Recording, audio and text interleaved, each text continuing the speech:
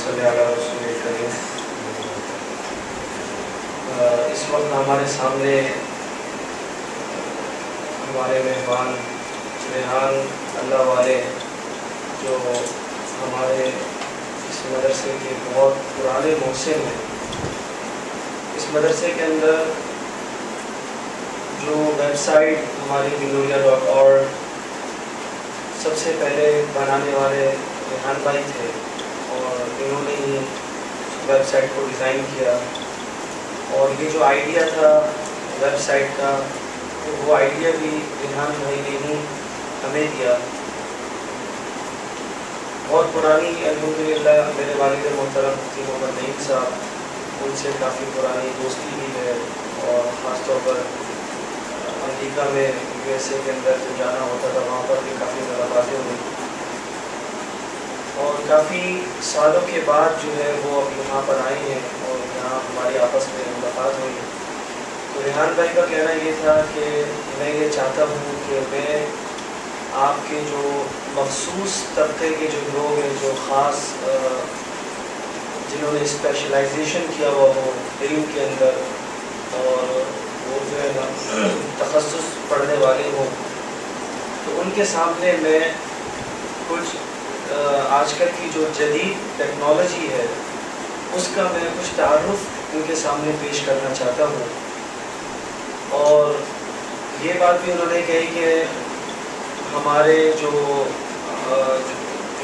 طالب علم ہیں یا مفتیان اکرام ہیں، ان کے سامنے میں یہ چیز رکھنا چاہتا ہوں کہ ہم کس طرح جو ہے وہ مزید اپنے دین کو اور زیادہ جو ہے نا وہ پھیلائیں، اور اس کے لیے کیا اسباب استعمال کر سکتے ہیں، اس کے لیے کیا طریقہ کار ہوگا، ہم کس طرح اس جدید ٹیکنالوجی کے ذریعے سے پوری دنیا کے اندر ہم دین کو جو ہے ایک دم جو ہے نا وہ عام کر دیں۔ تو اس کے لیے ریحان اللہ والے جو ہے وہ آج آپ کے سامنے انٹروڈیوس کروائیں گے واٹ از دا ٹیکنالوجی، اور اس کے ساتھ ساتھ اس کے اندر جو فیس بک ہے کہ کس طرح ہم فیس بک استعمال کریں گے، اور اس کے ساتھ ساتھ اس کے علاوہ اور بھی جتنے بھی نیٹ ورکس ہیں، تو اس کو کس طرح ہم جو ہے دین کے لیے پورے دنیا کے اندر جو ہے استعمال کریں۔ جی ہاں، السلام علیکم، شکریہ نعمان، اور شکریہ مفتی صاحب، آپ لوگوں نے دعوت دی اور یہ بلایا اور مجھے موقع دیا کہ میں تصویر کا کچھ دوسرا رخ دکھانے کی کوشش کروں اور دیکھنے کی بھی کوشش کروں، اور آپ سے کچھ سیکھ کے جاؤں۔ میں سکھانے کچھ بھی نہیں آیا آج، بلکہ میں آپ لوگوں سے بہت کچھ سیکھنے آیا ہوں۔ تو اگر ہم اس کو دیکھتے ہوئے چلیں تو زیادہ اچھا ہوگا کہ میں یہ سیکھنا چاہتا ہوں کہ آپ کو کیا دقتیں درپیش ہیں، اور آپ کو کیا وجہ ہے کہ ایکسپوجر نہیں مل رہا ہے ٹیکنالوجی کا۔ تو ایسا کوئی یہاں ہے جس کے پاس موبائل نہ ہو؟ ہاتھ اٹھائیں اگر کوئی ہے جس کے پاس موبائل فون نہیں ہو۔ اچھا، تو سب کے پاس موبائل ہے، اس کا مطلب کوئی ہاتھ نہیں اٹھا رہا ہے، سب کے ساتھ ہے۔ اچھا جی، تو کوئی ایسا ہے جس کے پاس موبائل ہو اور اس میں کیمرہ بھی ہو؟ جیسے آج کل جتنے موبائل آ رہے ہیں اس میں کیمرہ بھی ہوتا ہے، کیمرہ ہے، 1 2 3 4 5 6 لوگ ہیں جن کے پاس موبائل میں کیمرہ ہے۔ تو موبائل کی جو کیمرہ ہوتا ہے اس سے کبھی MMS بھیجا ہے؟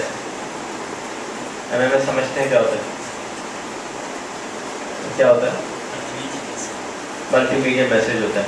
تو MMS سے کیا ہوتا ہے کہ ہم ایک فوٹو کھینچتے ہیں یا ایک فلم بناتے ہیں آدھا منٹ کی، السلام علیکم بچوں کیسے ہو، میں کراچی میں ہوں، خیریت سے ہو، وغیرہ وغیرہ، دیکھو آج میں قائد کے مزار آئے ہوں، چل پارک آئے ہوں، ایسا ہے تم لوگ آؤ گے تو یہاں آئیں گے، شکریہ بہت بہت۔ بٹن دبایا، وہ گاؤں چلا گیا، یا وہ اسلام آباد چلا گیا، یا وہ سوات چلا گیا، یا وہ پشاور چلا گیا، اور 1 روپے کا خرچہ آیا۔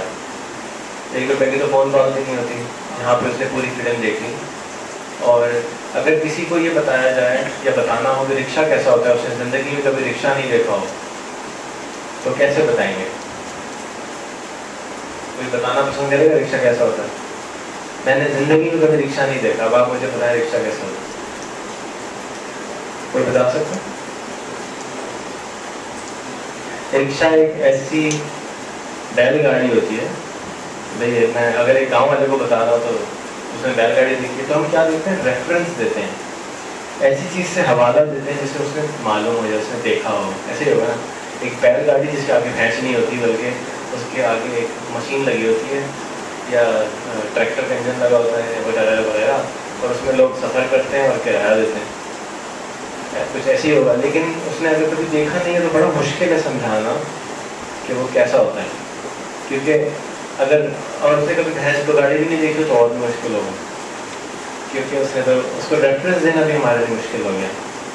تو کیونکہ میں آپ کے طرح کبھی پڑھا نہیں ہوں مدرسے میں آ کے, تو میرے لیے ریفرنس بھی نہیں ہے کہ میں آپ کے کس مسائل سے آپ گزرتے ہیں یا کس طرح سے آپ تربیت پاتے ہیں, مجھے تو ریفرنس بھی نہیں ہے. تو اس لیے یہ بالکل سمجھیے میں ان میں ہوں جنہوں نے زندگی میں کبھی رکشہ نہیں دیکھا ہے.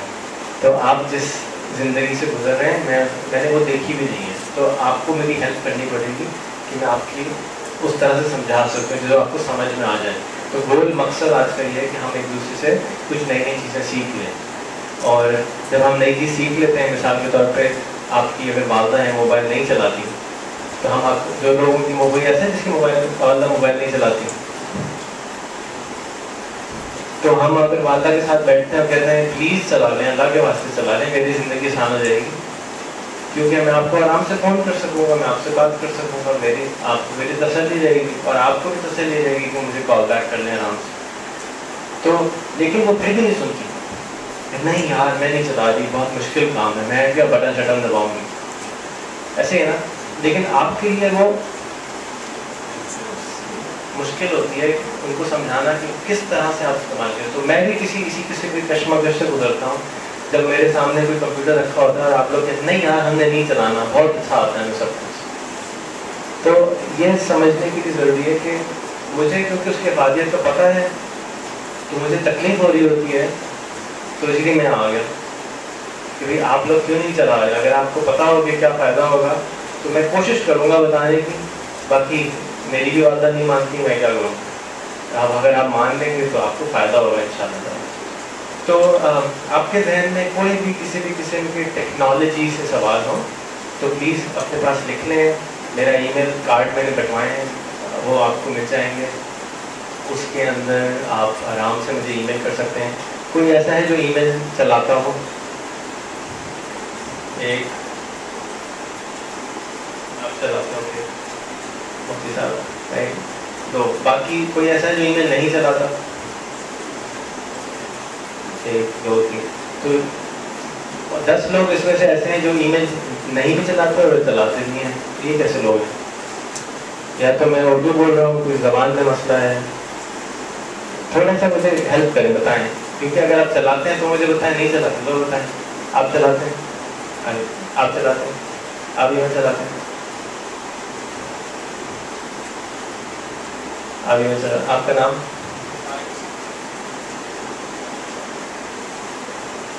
ای میل کا فائدہ کیا ہوتا ہے طارق؟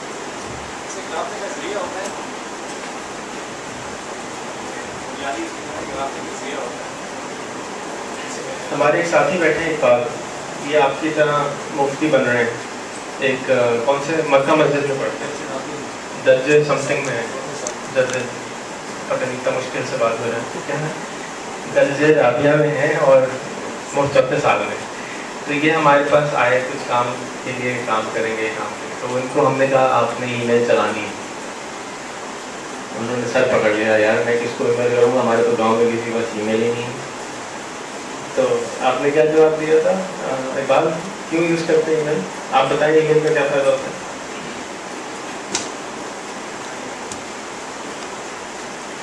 اس لیے ان کو لے آیا کہ انہوں نے رکشہ دیکھا ہوا ہے کہ بھائی آپ کی طرح پڑھ چکے ہیں, تو ریفرنس مل جائے گا آپ کو بھی اور ان کو بھی اور مجھ کو بھی. یہ ایک سینٹر پوائنٹ ہے, رائٹ. السلام علیکم, میرا نام محمد اقبال ہے. ایسے آپ لوگ کو بولنا بہت سکھاتے ہیں, شاید بہت اچھی تقریر کرتے ہیں, آپ کو تھوڑی سی بات سے لمبا شروع ہو جاتے ہیں. میں نہیں بتاتا رہے گا. جب میں سپر ٹیکنالوجیز میں آیا تو مجھے ریحان صاحب نے کہا کہ آپ ای میل چلاتے ہیں, میں نے کہا میں ای میل نہیں چلاتا. پھر انہوں نے مجھے کہا کہ آپ کی ایک ای میل آئی ڈی ہوتی ہے وہ بنا لیں. تو میں نے کہا کہ ای میل آئی ڈی میں بنا کے کیا کروں میں، تو انہوں نے کہا کہ ای میل آئی ڈی بنائیں کہ آپ اپنے دوستوں کو ای میل کر سکیں گے، جیسے موبائل کے بعد ایس ایم ایس کرتے ہیں، تو اگر ایس ایم ایس آپ کرتے ہیں تو اس کے بھی 3 روپے کٹتے ہیں، جب آپ ای میل کرتے ہیں تو اس کے فی آف چارج، اس کے کوئی پیسے نہیں کٹتے ہیں، تو آپ کے لیے سہولت ہو جائے گی۔ تو میں نے فوراً جیب سے موبائل نکالا، میں نے کہا یہ میرے ساتھی کا نمبر ہے، اس میں ای میل کر دو، یہ تو صحیح ہو گیا۔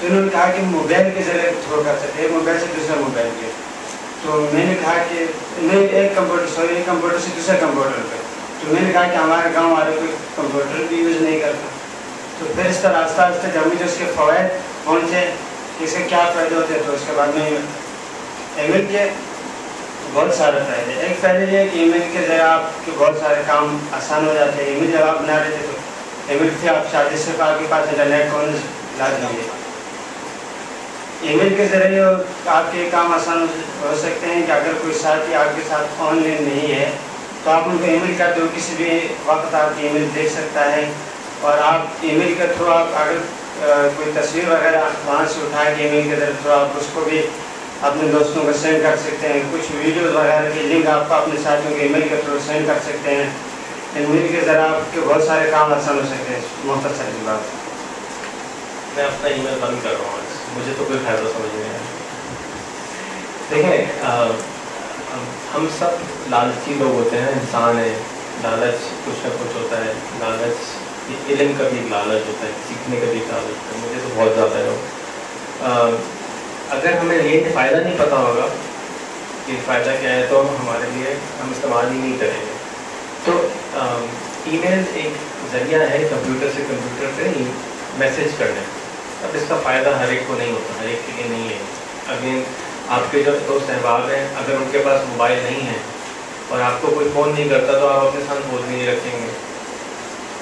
اگر آپ نے فون خریدا ہوگا جب شروع میں، کسی نے اگر 5 سال پہلے فون دیا تھا تو اس کے پاس فون ہی نہیں آتے ہوں گے، تھوڑے دن کے بعد آنا شروع ہوگا۔ اب سب کے پاس فون ہے۔ 5 سال پہلے آپ کسی سے پوچھتے تھے فون ہے، بہت بڑی بات ہوتی تھی، 20 سال میں فون کی لائن لگتی تھی۔ اگر آپ 10 سال پہلے چلے جائیں، 15 سال پہلے چلے جائیں تو 20 سال کے بعد لوگوں کے فون کے کنیکشن لگتے تھے، 22 ہزار روپے کا ایک فون کی لائن آتی۔ تو اب تو ہم ایسے ملک ہیں کہ 50 روپے دو اور 2 سمیں لے لو، اور پیسے بھی اس میں ڈبل مل جاتی ہیں۔ ہاتھ جوڑ کے فون والے کہتے ہیں بھائی چلا لو، اللہ کے واسطے پیسے بھی دیں گے۔ تو بہت اچھی بات ہوگی، اس سے ہمارا سہولت ہوگی، ہمیں بات کرنے میں آسانی ہوگی، اپنا پیغام دوسروں تک پہنچانا آسان ہو گیا۔ تو اگر میں جاپانی بول رہا ہوں اور آپ سب کو اردو آتی ہے یا پشتو آتی ہے، کوئی زبان آتی ہے، تو میں آپ کتنی اچھی اچھی میٹھی میٹھی باتیں اللہ تعالیٰ کی تعریف میں کر رہا ہوں، آپ میں سے کسی کو سمجھ آئے گی؟ کوئی جاپانی بولنے والا تو نہیں؟ صحیح، تو بچت ہوگی۔ تو مقصد یہ ہے کہ ہمیں اگر جو غیر مسلم لوگ ہیں دنیا کے، ان تک اپنا پیغام پہنچانا ہے اللہ تعالیٰ کا، تو کس طرح پہنچائیں گے؟ یا تو ہم جو تبلیغی جماعت کے ساتھ تبلیغ پہ چلے جائیں گے، سفر کریں گے، جائیں گے، اور دوسرا طریقہ اب ہمیں یہ ایک ڈبہ میں جادو کا مل گیا ہے، اس کے سامنے ہم بیٹھتے ہیں، فیس بک کر لیے گا، فیس بک کر لیے، اس کے سامنے ہم بیٹھتے ہیں اور دنیا جہاں کی ہر چیز سامنے آ جاتی ہے۔